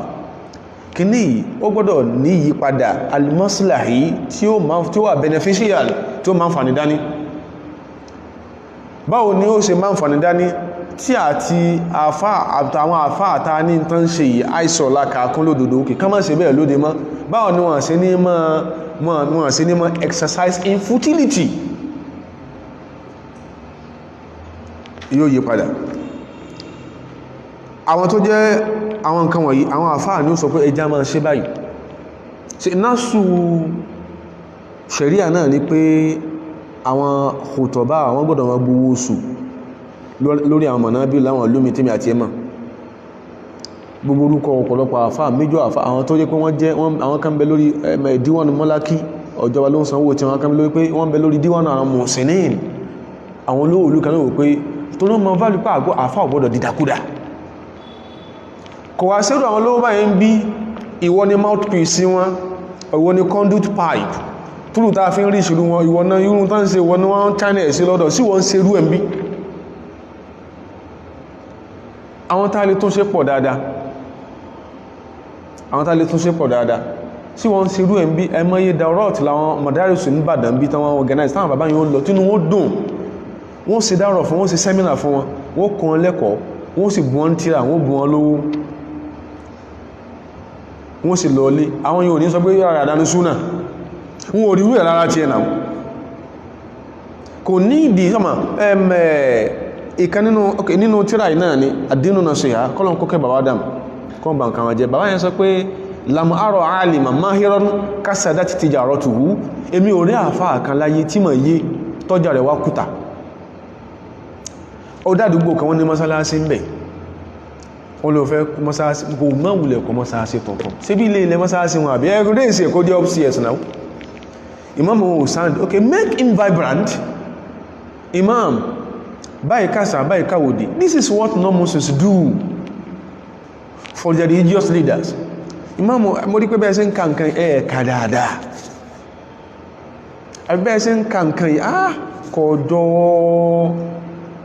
so iṣẹ́ tó fi máa wá lọ kọ́ masjidu dirar tó ní ta lè pè ní ẹ̀ fresh cases wọ́n bẹ̀ ń lẹ́ o iṣẹ́ tó fi kọ́ yẹn ìmáàmù tí kò wà vibrant yẹn wá pè ní tó bá rí ọ jẹ́ pé in kankan ló mú máa ṣe tí ń ṣe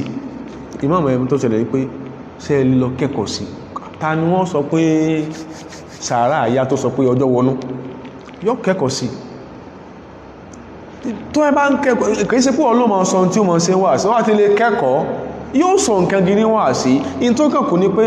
ẹsẹ̀ lẹ́kṣọ̀ báyìí tíra báyìí lẹ́ka mọ́ sọ fáwọn tó jáwọn àfáà náà pé ṣe rí wà sí ó ti kọjá mò ń ka náà wá dírù mò ń ka dúró tún náà sí hí náà wà sí kọjá ẹ̀ torí dèédé àwọn tó wọ́n fi ń ṣe wà sí fáwọn bàbá wa àwọn ìyá wa níjọ́ ohun tí ó àgbọ́yé wọn sí Islam fi change dé nínú ẹ̀ ọ̀rọ̀ wà sí kọjá abẹ́wò pé imam ṣe ilé kẹ́kọ̀ọ́ sí mọ́wùlẹ̀ mọ́dàdúgbò rú ìwà rí ikú ìpì imam yẹ kó lọ kẹ́kọ̀ọ́ sí kọ́rọ̀ ẹ̀ sì dá kọsọpọ̀ wọ́n ní ìsá àfáàmà kọsọpọ̀ mọ̀pá kí ó mọ̀ kọsọpọ̀ mọ́mà and imam náà wọ́n náà mọ́ jẹ́ kẹ́mẹ́ máa gbóná àwọn kásẹ̀ kọ́kọ̀dé wọ́n dé sádùgbò mọ́mà ojójú rẹ̀ ọpán bí ojú onígbó wọ́n lè jẹ́ pàwọn lọ́lọ́ fi sóre fún ọ ìwọ̀n náà rẹ̀ tó ṣẹ̀ dádúgbò tí ké ó yí ọ mọ́mà jásí pínkà tí mọ́mà ń kà ló ń fẹsẹ̀ jẹ́ lórí ìrún bí sí ń kà nìyẹn bó tẹ́ fẹ́ kọ̀rẹ́ẹ̀tì lọ wábì kan kọ̀rẹ́ẹ̀tì tó wọ́n fẹ́ kọ̀rẹ́ẹ̀tì tí ò fi ní kàkàkà mọ́ ìmáàmù ẹ lọ kẹ́kọ̀ọ́ báyìí excuse tí ó gbé wá fún ni pé ìbò lòun ti rówó lọ kọ́ mọ́ ètí ìjì ó sọ́dọ̀ rọ pé kò sówó ẹgbà ẹ lọ́mọ kẹ́kọ̀ọ́ báyìí lọ àwọn kan ṣe bẹ́ẹ̀ náà àwọn èèyàn wọ́n ṣe bẹ́ẹ̀ dáadáa èmi kan wò pé òkúsàsùmọ́ wọ́n á dẹ̀ ní ìdílú ẹmọ́ tí ò lè ka tíra tá a kó kalẹ̀ kò lè ka rárá yóò sì lọ jà bá pé òkúsàsà ní ìdílú irú tíra yìí ó pè ẹ̀dàkùn òkúsàsà tí àkànbá ìmọ̀ kọjá lọ mo rí pé ní ìdí ẹ̀ yóò àgbé fòfin tí ń tà pé kan sọkọ tíra yìí àti tí a bá ọ́dá tí a dáadáa ni ok òǹkà ní kó ń bèèrè ni the next thing you see oníkóṣe kí ni owó ti rà wálé àwọn yẹn ń ṣe bẹ́ẹ̀ kọ́lọ̀n kó ṣàánú wa ètò jẹ́lẹ̀ kẹta tí ò ní change ò ní pé al-masahil at-tashri'iyyatu as-sabitatu àwọn alámọ̀rí tó ní ṣe pẹ̀lú òfin ẹ̀sìn athabita ó fẹsẹ̀ wálẹ̀ ghayru al-qabilati litajridin wala tabdilin àwọn ilé ò ní kò ní ìdíkẹ́ máa review wọn kí ń review pé sọ́kan ṣoṣo lọ́lọ́run bí ìṣọ̀kan kò ní ìdíkẹ́ ẹ̀ṣẹ́ máa review láń sọ pé àwọn dẹ̀dẹ̀rẹ̀ kan náà àwọn èèyàn láyé wọ́n sọ pé kí mùsùlùmí lọ review Kùránì wọ́n rí pọ́lọ́n sọ pé Ànábì Ìsá Jesus Christ pé kẹ́límà ní adẹ́dẹ̀rẹ̀ ní ọ̀ àwọn bí wọ́n ti dákọ kẹ́límà ní ní fún lápẹ̀rẹ̀ kan tó mọ̀ pé ìwọ èṣù ní ń bọ́ tún àtàwọn tí wọ́n ń pè ọ̀bẹ̀ ọlọ́wọ́ ìdìbìtálà Ibrahim rabbuhu bí kíni bí kalimati ṣe Ìsá náà nù tó kí láàkáì tí ò síṣẹ́ nìyẹn náà wa idhibtala Ibrahim rabbuhu bí kalimati nígbà Ọlọ́run dán Ànábì Ibrahim wà alayhi salam bí kalimati ó ń gbò rí kẹlìmà ní Suratul Al-Imran tó fẹ́ kú sí lọ́rùn ìyẹn náà pèyàn náà Jésù kò ní ìdíkan rí fi pé Ìsá òjò Ọlọ́run rí wọ́n bí dáa kó pẹ̀lú Ọlọ́run rí wọ́n sì bí dáa kó pẹ̀lú Ọlọ́run rí alayhi salatu wassalam kò ní ìdíkan rí fi yẹn hadhihi min al-masahil at-tashri'iyyati as-sabitati ghayri al-qabilati li tajdidin wala tabdilin kò ní ìdíkan yíyan padà Kùránì ọ̀rọ̀ Ọlọ́run ni kò sọ̀rọ̀ Ànábì inú Kùránì o sallallahu alayhi wa sallam wọ́n ìrí fi yẹn kò sọ̀rọ̀ Ànábì inú Kùránì pé Ànábì wá sọ pé kò sọ̀rọ̀ wọ́n èrí ìfí òyìn Ọlọ́run láàmà kírun fún lọ́nkẹ́ láwọn forí kalẹ̀ fún a ní forí kanlẹ̀ fún nǹkan míì wọ́n kì í rí ìbú ẹ̀ kò lè change. So àfúndáwà gbọ́dọ̀ mọ eléyìí èyí tí wọ́n ń ká ìbẹ̀ nínú tíra tán pè ní madrasatu ad-du'ati o ń bẹ̀m̀bẹ̀. So a gbọ́dọ̀ understand pé ẹni tí ó ṣe wáàsí tí ó gbìyànjú káwùjọ ọdá gẹ́bà fáwà Ibn al-Qayyim alayhi rahmatullah pé sanu tíra ẹ̀ tó pè ní i'lamu al-muwaqqi'in an rabbil alamin ni ash-shurutu allati tajibu fi man yuballighu 'ani Allahi wa rasulihi àwọn májẹ̀mú tó gbọ́dọ̀ wà lára ẹni tí yóò máa sọ pé òun sáyìn ogun fọ̀fọ́ lọ́hun tàbí òun sáyìn ogun fánàbí wa sallam tó ń sọ̀rọ̀ lókọ Ọlọ́hun tó ń sọ̀rọ̀ lókọ ànábì sallallahu alaihi wasallam ká tó lọ sínú yẹn èyí tá ń sọ bọ̀ látẹ̀ẹ̀ kan sọ pé in tí wọ́n ń ṣe tí ọ̀dẹ́ aláwùjọ kí sí pé àjọ́nú sí o ó ní bá a ṣe mọ́ ń change nǹkan ìwọ́n tó fún àpé o ní ulterior motive òun rá àfáà míì tí ò mọ́ sọ bí wọ́n ṣe ń pariwo yẹn tó sì jẹni Ọlọ́run jù ọlọ tí mọ̀ yí jù ó ń pàdé èkì náà ó ń jẹ́ kí òkè kí gangan ni mission yẹn the same thing tó mú dání tí àlẹ́ àfáà náà tó kí mú dání tí rà ó yẹ kí náà kí ló ṣe sí wọ́n tó ń ṣe máa fẹ́ tó rí bí ó ṣe rí ó ní ṣe tó burú jẹ́ tí ò rí bí ó ṣe rí lọ kò sáburú kankan nínú tí súnà pé kò lọ bẹ̀ jú pé ọ̀gọ̀rọ̀ wa dáadáa الشروط التي تجب في من يبلغ عن الله وعن رسوله صلى الله عليه وسلم májẹ̀mú tó gbọ́dọ̀ ala en tó sọ pé òun fẹ́ máa sọ̀rọ̀ npa Ọlọ́hun àbí ó sọ̀rọ̀ lóko Ọlọ́hun pé Ọlọ́hun sọ pé àbí sọ kan Ànábì sọ pé àwọn táwọn rí májẹ̀mú lára ẹ̀ Ibn al-Qayyim alayhi rahmatullah sọ pé walamma kana tablighu an Allah subhanahu ya'tamidu al-ilma bima yuballigh aw bima yuballigh ngo já sí pé ká sọ pé an sọ̀rọ̀ lóko Ọlọ́hun afẹ́ sọ fara ipo Ọlọ́hun sọ pé بتاعتري position المفتي والقاضي المفتي ترجمان لله ẹni tí ó ṣe fatuwa ó dàbí ẹni tó jẹ́ àyàn ògùn fọ̀fọ́ Ọlọ́run bọ́lọ̀ bá ṣe sọ̀rọ̀ ó ṣe kí ni ó ṣe sọ Ọlọ́run sọ báyìí bára bí bá ṣe wọ́rọ̀ ni ó ṣe kò ní fi kún kò ní yọkún kò sí ní tìtù kó jẹ́ ti ìfẹ́ inú òun ni ọ̀bá mu kò ní sọ pé òun ní sọ ńgbà mọ̀ pé at-tabligh anillah subhanahu ya'tamidu al-ilma bima yuballigh ó gbọ́dọ̀ gbára lé mọ̀ lórí tí wọ́n máa sọ pé Ọlọ́run sọ pé àbánábí sọ pé wà sídẹ̀kọ́ ó gbọ́dọ̀ gbára lé in tó jódodo fi inú táà máa wí ya'tamidu as-sidqa lam tasluh marutabatu at-tabligh bi riwayati wal futya illa liman ittasafa bil ilmi was sidqi mo tẹ́ sí pé ta fẹ́ sọ pé Ọlọ́run sọ ta fẹ́ sọ fara ya gbọ́dọ̀ wí bọ́lọ́run ṣe wí bọ́nà bí ṣe wí a sì pé ipò ká máa jíṣẹ́ Ọlọ́run pẹ̀lú ká ń sọ pọ́lọ́run sọ pé àbá à ń ṣòfin nípa pọ́lọ́run ló wí bẹ́ẹ̀ láti rí fara ayé kò ní bẹ́ẹ̀nì kankan mú ẹnìkan ò ní wà eligible láti máa ṣerú ẹ̀ illa liman ittasafa bil ilmi wa sidqi àfẹ́ntí ìmọ̀ bá ń bẹ lọ́dọ̀ ẹ̀ lódodo tó sì jó lódodo náà tí ń sọ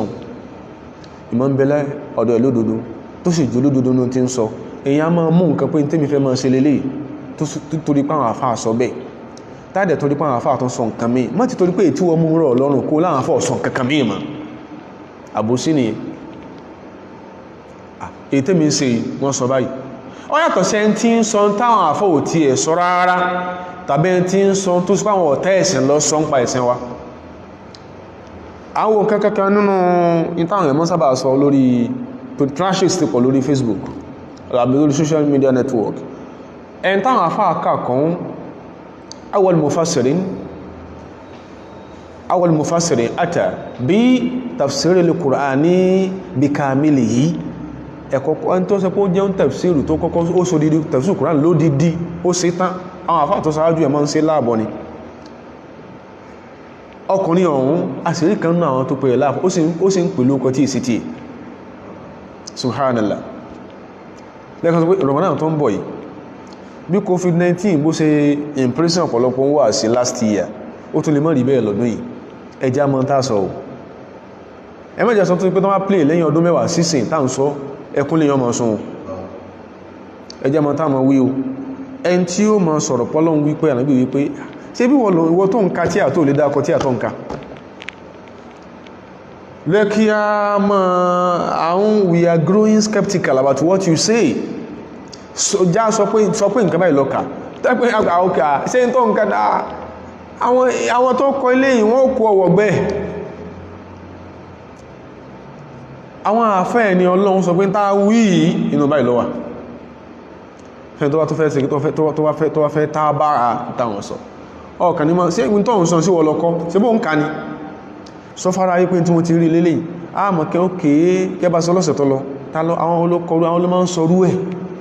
ọ̀gọ̀rọ̀ yẹn ló ń sọ̀rọ̀ lókọ Islam ló tó sí pé mouthpiece àwọn ọ̀tá Islam ni ó sì sọ̀rọ̀ lórúkọ kí ni o àpẹẹrẹ kan tó súnmọ́ jẹun fọ́lápẹ̀rẹ̀ kan kí n tó padà lọ síbi nǹkan míì 2007 between 2005 and 2007 àwọn kan pariwo Sharia for Europe ní Norway ní Sweden Sharia for Europe Norway Sweden pé àwọn tó ń pariwo yẹn àwọn tí ìsìn mùsùlùmí ló ń finance wọn tó pẹ́ ká tó mọ̀ Sharia for Europe especially ní Sweden àti Norway àwọn tó sì ń pariwo yẹn kìí ṣe mùsùlùmí làwọn ọmọ yẹn mẹ́rin ṣe bí kan lágbọ́ láàárọ̀ ìtẹ́nìkan tí ń dáwákà tí ń kọ àwọn bí bóyá búrúdà ní kọ ní bóyá kìníkà ní kọ tó sì ń kọ ó sì bẹ̀rẹ̀ ní bísmí Yasu'a al-Masihi bó sì bẹ̀rẹ̀ ní ẹ bísmí Yasu'a al-Masihi so wọ́n ìfẹ́ sọ túnmọ̀ àyíwọ́n náà tó túnmọ̀ sí kí ni Yasu Jesus Christ nínú corrupt language tán tú sí ó ní bísmí Yasu'a al-Masihi òtùmọ̀ tó túnmọ̀ sí ó sì gbogbo ẹ̀jẹ́ pé bó ti ẹ̀jẹ́ sí pé scammer ni ṣùgbọ́n to the unnoticing Muslims wọ́n lè má wọ́n láwọn arẹ́ nìkan tí ìṣẹ́ Mùsùlùmí tó sì ń fàáyà bí àfáà ṣe ń fà ṣe máa àfáà ṣe ń fàáyà ló ṣe fáhùn tí mo sì mọ̀ pé pẹ̀lú ògo Ọlọ́run fi rú ẹ̀sẹ̀sìn tí ó sẹ̀sìn big time àfútá pé kèèṣẹ́ ọ̀rọ̀ ló gbódá ní lókù sọ tó ń kàfàrà yìí ẹ má fẹ́ sọ̀rọ̀ ń pa Ọlọ́run ó gbọ́dọ̀ jò lódodo ìmọ̀ sọ̀rọ̀ ń pa Ọlọ́run sọ pé má ti torí pé torí tán ṣe ń lè ké wa kọ́lá ṣe ń ṣe wá sí ọ̀gọ̀rọ̀ nǹkan ní wọ́n ṣe ń lè ké wa tẹ́lẹ̀ tẹ́lẹ̀ pé ń gbàtà àwọn àfáà bá ti dé pé àwọn kan là kí ní yìí ọmọ ní òsè wọ́n sì fi tí àwọn bàbá àṣemọ́ náà nù àṣìṣemọ́ náà nìyẹn sẹlùmí ò sí wá àṣẹ ọwọ́ kan sọ pé tán ṣe ń lè ké wọn ọ̀dá yóò sì bẹ̀rẹ̀ sí máa pè Islam ní rọ́ lódìdí kèsí èyàn kọ́lá ń sọ ẹni tó fẹ́ máa sọ̀rọ̀ ń pọ̀ Ọlọ́run fayakúnù aliman bima yuballigh ọgbọ́dọ̀ jẹ́ ìmọ̀ tó fẹ́ máa sọ́hun ọgbọ́dọ̀ yìí sọ́ọ̀dì kan fi yìí ọgbọ́dọ̀ jódòdó lórí ẹ̀ wayakúnù ma'a dhalika hasana tariqa ìlànà fẹ́ máa gbà máa fi sọ̀rọ̀ Ọlọ́run kọgbọ́dọ̀ jọ lànà wọn kèfèrí kọgbọ́dọ̀ jọ lànà the number of confused scholars inú wa sometimes tẹba fira yín lẹ̀ ẹ̀rọ àwọn elite kan wó súnmọ́ yín wọ́n fẹ́ kẹ́ máa sọ elitist Islam fáwọn ó ti ní dédé Islam tó bẹ́ elite mú ọ̀gọ̀rọ̀ elite ní òníyàwó kan lé tí ó sì máa yàlè kọ́lẹ̀ tí mi ọkọ̀ lé tó dáa fálẹ̀ tí ó ti bímọ kẹ́rẹ̀kẹ́rẹ́ ń ta tí mọ́mì tí ò ní mọ̀ náà lé sorú wá sí pé ọ̀nà ẹ̀kọ́ ní kíyàn fẹ́ méjì mẹ́ta mẹ́rin abẹ́ elite bá mú irú tí a bẹ́ wọ́n mọ̀ rà fúrú àfá abẹ́ irú owó kọ́ mọ́ sọ́rọ̀ mọ́ san fún ọ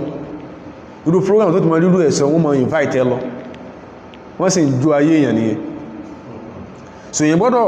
jẹ́ olódodo èyàn gbọ́dọ̀ jẹ́ hasana tariqa wa yakunu ma'a dhalika hasana tariqa ọ̀nà tó gbà máa fi sọ̀rọ̀ ń pa Ọlọ́run wọ́n gbọ́dọ̀ jọ́nà tó dáa madadiyya sira ọ̀rọ̀ ẹ gbọ́dọ̀ dá lọ́dọ̀ ara yìí ìjọ́ kí n sọ ìtí mò ń sọ lẹ́ẹ̀kan madadiyya as-sira ọ̀rọ̀ rẹ̀ a lè sọ pé madadiyya sira kọ̀kọ̀rẹ́ gbọ́dọ̀ dá sọ́lọ́run mọ̀rìdíyà sírọ̀ lọ́dọ̀ ara ayé gbọ́dọ̀ wà acceptable ó fẹ́ òdodo láráyé ń bẹ lórí tí ọ̀dá tó fẹ́ correct bọ̀nà tí wọ́n gán gbà correct ó fẹ́ feudalize ayé wọn ni wọ́n ní dán lóhun wọ́n kàn máa mọ́ sí kí ni kí tán tí kéwú tí wọ́n mọ̀ táyé ó mọ̀ tó dé àdúgbò tí gbogbo ọmọ lé kéré kí àwọn àfá àdúgbò mọ̀ kéwú ló mọ̀ táyé ó mọ̀ Kùránì wo ní bẹ lórí ẹta yóò ha àdísì wọn ọ̀ta yóò mọ̀ gbogbo nǹkan yóò dáa in sọ lẹ́nu dè mọ́ ní ẹn wọ́n fẹ́ máa sọ̀rọ̀ ń pọ́lọ́hun mọ̀dìdíyà sẹ̀rọ̀ láàrin wa àtọ́lọ́hun kò gbọ́dọ̀ dàrú láàrin wa àtàwọn èèyàn bá àbá ti ẹ̀fẹ̀ rántí gbogbo nǹkan mi ẹjá rántí àdísì Safwan tí mo kàlẹ̀ ẹ̀kan ojú ọ̀daràn ní fi wà nábì wa sallallahu alaihi wasallam ojú pélé ọdẹ̀ bá tán bàbá wọn ṣe jẹ́ báwọn ilé náà ṣe ń wò bẹ́ gbogbo náà bàbá wọn ṣe lọ bàjẹ́ ojú pé kóhun túnmọ́ kóhun dà ní nǹkan lórí bí sí wà nábì ní sallallahu ó sọ́nà dẹ̀ study psyche àmì àbúlé nǹkan tí kéfèrí kan kò lè fún rú ẹ̀ ó sọ ẹnìkan lè bùyàn ní nǹkan ìyàfẹ́ kó jẹ́ bí Ọlọ́run wọ́n máa ń ṣe lẹ́kṣọ̀ fáwọn kan tó tún fẹ́ ṣe dáadáa sáwọn bàbá yẹn wọ́n mọ̀ ẹ̀yìn lẹ́yìn fún ọlọ́wọ́ ẹ̀yìn kan wọ́n lẹ́jẹ́ lẹ́jẹ́ wọ́n níṣẹ́ mọ́jọ́ Ọlọ́run bí ọ owó tí wọ́n náà yẹn tó fi ń kọ́ tó nǹkan ṣíṣẹ́ ló ṣe síwọ̀ ló ṣiṣẹ́ àwọn mí tó ń bẹ dáadáa gbò lámọ́ ń gbọ́ ìmí ẹ̀yìn yóò fẹ́ máa sọkún gbò lẹ́sẹ̀ á rí báyìí ìwọ olé fún àwọn bàbá yẹn lówó ó ní olé fún wọn akátọ́ wọn ní pé ẹ̀yin lẹ́jẹ́ kan iṣẹ́ àwọn ni wọ́n ń ṣe sọ́ ń jẹjẹsẹ̀ lọ́ní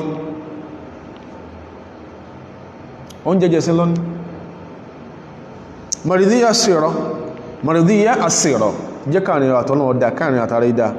adilan fi aqwalihi wa af'alihi sì jò ní déédé ní tó ń sọ jáde lẹ́nu àti tó ń ṣe má jẹ́ kọ́rọ̀ rẹ̀ takó sẹ́ rẹ̀ má jẹ́ kí sẹ́ rẹ̀ takọ̀rọ̀ rẹ̀ ó ní ká dẹni Ọlọ́run lórí mímbàrí gbogbo òsì sí ìyàn fi dẹni Ọlọ́run lábala aljanib almadi yìí material part of life ó ní ó sì fáwọn tó fẹ́ wọ́n dẹni Ọlọ́run ó sì fẹ́ dẹni Ọlọ́run má jẹ́ kí ọ̀rọ̀ ẹnu ẹ takó sẹ́ rẹ̀ ẹ̀kejì ni pé la takun mutashabiha as-sirr wal alaniya má jẹ́ kí kọ̀kọ̀ àti gbangba rẹ̀ mọ́jọ fẹ́ dàrú tàbí ká sọ wípé kún mutashabiha as-sirr wal alaniya jẹ́ kí kọ̀kọ̀ àti gbangba rẹ̀ ó fẹ́ dọ́gba ìjọ táwọn èèyàn bá pọ̀ bó ṣe rí àbí tán bá ká ọpútà kọ́nà ẹ̀mọ́bì kan bó ṣe rí ọ yẹn ní bó ṣe rí yẹn náà nìkan sì mọ́ rí ọ níta mọ́ sọ fún wa pé kódà kéèyàn máa mú ọ̀dú ìwọ sì máa mú wọ́n sì bọ́ fọ́ sánásáná wọ́n sì bọ́ fọ́ bátọ̀lẹ́ tó ṣe ń mú ó sì ní ọ̀dá kéèyàn mú ọ̀dú àwọn tó wá kọ́ mẹ́ ká ọmọ bẹ́ ó sì sọ súnà lẹ́nu nígbò tí mọ̀ pé ọ̀dá kéèyàn mú kọ̀ọ̀yẹ̀ kan bọ́pọ̀ nígbò tí ń sùn hàn tó ọ̀dá kọ̀ọ̀yẹ̀ kan bọ́pọ̀ lọ́wọ́ rẹ̀ kọ̀ọ̀yẹ̀ dépò àbá kálámù àti tàdá lọ́wọ́ rẹ̀ ó ti ní ọ̀dá lórí mímbàrí kọ̀ọ̀yẹ̀ kan ká ọmọ bì kankan tó ti mú fẹ̀kàtẹ́lẹ̀ sí òsìsí ṣe bó wulẹ̀ ń bẹ́nú ẹ̀sìn tẹ́lẹ̀ nígbà tí wọ́n ti sọ pé kò sí yẹn kò yẹ ká bọ́ níbi kankan tó ṣe kí ní o tó àti àrí lọ́wọ́ rẹ̀ tó ló ti ní òsì fún lórí mímbàrí kankan sọ pé wọ́n kà ní òsì ní o bí mìíràn tó bá kún dúrọ́mù wọ́n lè mú o in tí ọ̀dá nìyẹn ó ti ní òsì position tó tèkì nù wọ́n jàbá lọ́wọ́ rẹ̀ àwọn tó ló ń bẹ sọ́yìn tábàbẹ̀ lọ́wọ́ àwọn tán sọ pé ń bẹ ń sìn ní wulẹ̀ kò ní string sí wa wọ́n sọ pé òsì tí wọ́n ló ń bẹ bọ́ tó ní òsì wọ́n jàbá lọ́wọ́ ìkọ̀rọ̀ kò ní dá kábà lọ́wọ́ rẹ̀ ẹn bá fẹ́ mọ́ sọ̀rọ̀ ń pọ̀ Ọlọ́run ó gbọ́dọ̀ jẹ́ mutashabiha as-sirr wal alaniya kọ̀kọ̀ àti gbangba gbọ́dọ̀ dọ́gba fi madkhalihi wa makhrajihi wa ahwalihi ìjáde rẹ̀ ìwọlé rẹ̀ àwọn ìṣesí gbọ́dọ̀ sí kíni ọgbọ́dọ̀ kóra wọn wa idha kana mansibu at-tawqi'i an al-muluki bil mahalli alladhi la yunkaru fadluhu wala yujhalu qadruhu wọ́n ní tó bá já sí pé ipò pé èèyàn ń sọ̀rọ̀ ń pa àwọn ọba ayé tó ṣe pé ọlá tí ń bẹ fún ẹnìkan ò lè takò ẹnìkan ò lè sọ fún òsì mọ́ yìí tí ń bẹ fún tó jẹ́ sí pé irú ipò bẹ́ẹ̀ lọ́dọ̀ ọba ayé yẹn irú àǹfààní báyẹn ń bẹ ń bẹ tó ẹmbá sì ń jàǹfà lọ́dọ̀ ọba yóò kò ní fẹ́ sí mistake ń bẹ káfàní mọ́lẹ̀ bá stop a sì pé wọ̀wọ̀ min a'la al-maratibi as-sani tó jẹ́ pé ipò ayé yẹn lọ́dọ̀ àwọn tí ń jàǹfà ní ibẹ̀ min a'la al-maratibi as-saniyat nínú àwọn ìpele tó ga roro ni wọ́n kàákan fa kayfa bi mansibi at-tawqi'i an rabbil abdi was samawati kí la fẹ́ sọ ń pa ìmọ̀ sọ̀rọ̀ ń pa Ọlọ́run tó ní sánmà àti ilẹ̀ tó wá fẹ́ máa sọ dáadáa tọ́rọ̀ bá pé méje tí wọ́n mú kan bẹ̀ má dá mẹ́fà yòókù nù ètí wọ́n mú ní wọ́n mú ara yìí tó sì kí ní o tí ó mú kọ̀ọ̀kan mẹ́fà tó kù má sọ pé tí mò ń sọ yìí nìkan ní ọ̀rọ̀ tí mò ń sọ nìkan ibi já ti kọ́ bẹ̀rẹ̀ ni pé a ní subhanallah kọ́lọ̀ kó sànú lásìwé sometimes àwọn kan bẹ́ẹ̀ pé bá a ṣe kéwú tán bá ń bọ̀ nílé arùbọ̀ bá a ṣe ń ṣe lọ́hun ó ṣe ń bí a máa ń ṣe mistake wà á understudy ìlú yìí inú àwọn kan tó fílẹ̀ tó fi lọ tẹ́pọ̀ sì ṣe manage ó mà ká ní pé kódà kó sókósù kan ló lómi tó ti lọ kẹ́kọ̀ọ́ ó ráwọn kẹ́kọ̀ọ́ kan sociolinguistics nìyẹn or ethnography ó ra nǹkan kan tó pé at least o ti bá rí nínú oṣù kan tó lóhun tó bá tó padà dé bí olùmọ̀mọ̀ rírú ẹ̀ mọ́ ọkọ̀ sí tó mọ̀ rí bí ò ní jọ tó rí ń bẹ̀yẹn bíbí ṣe rí ní ọwà padà rí study bí kí ló bá bí mu tí ó sì ní kó lábala kí ni ìtọ́ka sí ẹ̀sìn tí ó ní kó lábala tọ́ka sí ẹ̀sìn in tó máa ń jẹ́ káriwó pọ̀ láwọn àsìkò kan ní pé àwọn kan nínú wa sọ bẹ́ẹ̀ dáadáa kódà àwọn náà gbọ́rú ẹ̀ tá gbọ́ sí tí báyìí táwọn yẹn ṣe wá sí lẹ́yìn kọ́ mú òkú mọ́ sàdúrà fókù sàárà kankan tí ibókù òsì mọ́ àwọn kan sọ bẹ́ẹ̀ dáadáa náà wa kò yẹ ká sọ báyìí ẹ ká sọ pé wa laysa lil insani illa ma sa'a àbí wa laysa lil insani illa ma sa'a in tó kù bá ṣe tó bá ṣe fúnra rẹ̀ nìkan ní ó ṣe kí ni ó ní ọmọ bá àwọn kan sọ ẹ ká sọ pé hadha mawqifu al-imam Shafi'i Imam Shafi'i lọ sọ bá wọn ẹni tó yẹ ká sọnù ó fọ̀nà káà bẹ̀rẹ̀ pé kí làwọn mẹ́ta yòókù ṣe kí ni wọ́n sọ yẹn ọba dá jù ká sọ pé bá ṣe sọ ìbó ṣe rí nìyẹn bẹ́ni míì náà tí kò sí ibi tá a wà yìí tó bá lọ ka ẹ̀kọ́ ẹ̀sìn tó bá lọ rí àwọn nǹkan mi táwọn ẹlòmíì sọ tí ó dẹ̀ sí tó báàdì pẹ̀lú bí wọ́n ṣe sọ náà kí ni yóò pè wá yóò pè alálábòsí Ramadan bọ̀ ẹ dákun torí Ọlọ́run ẹ̀yin àfáà wa àti àwọn tájọ jẹ́ ọmọ kéékèèké bíi tèmi ẹ dákun torí Ọlọ́run ẹjá mọ́ tààtún sọ ẹ mọ́jà tó sọ nǹkan mìíràn Ramadan tí mọ́ ìkẹ́ pé kí ó tó ti pé tàwà tó ti sọ ọdún mẹ́rin aláàfihàn èyí tàà sọ 10 years ago àrán dìsìn èyí tàà sọ 12 years ago àrán dìsìn ẹ mọ́jà tó tó pé tàwà tó sọ wáyé ní ìsìn 10 years to come a mọ̀ ọ̀rán ni ó sì lè mọ́ náà sábà ẹ̀kọ́ ẹ̀sìn kankan Ọlọ́run ṣàánú wa Ọlọ́run gbọ́dọ̀ Ọlọ́run ṣàwọn elétò ilẹ̀sàn dáadáa Ọlọ́run ní fi ipá kò ní fi pọn yín gbogbo àwọn tó ń gbọ́ náà Ọlọ́run sẹ́yìn lẹ́sàn dáadáa ètí wọn kálukú wá ń fẹ́ lọ́dọ̀ Ọlọ́run ṣe fún wa èyí tí a fẹ́ ní tọ́kàn wá kọ̀ Ọlọ́run ní fi sàdánwò súnà nábì wa sallallahu alaihi wa sallama Ọlọ́run bá dìkẹ́lẹ́ yóò jẹ́ kó yí gbogbo wa jù báyìí lọ oríire ń bẹ́ ń bí súnà oríire tó pọ̀ gan ẹni tí òye ni òye bíyàn bá ti ẹ̀mọ̀ kó rí ń bẹ́ ń bí súnà kó ti